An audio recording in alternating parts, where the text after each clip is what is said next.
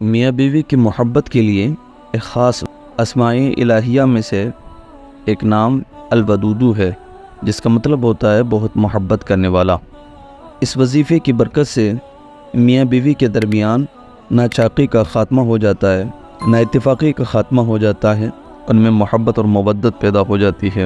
اور جو بندہ اس میں پاک کا ورد کرتا ہے تو اللہ تعالیٰ اپنی مخلوق کے دل میں اس ورد کرنے والے بندے کی محبت پیدا فرما دیتا ہے۔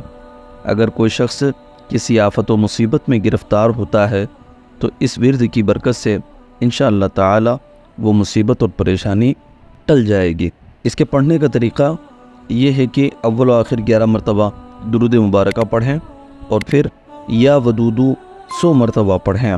اسے میاں بیوی یا کوئی بھی عام انسان کر سکتا ہے۔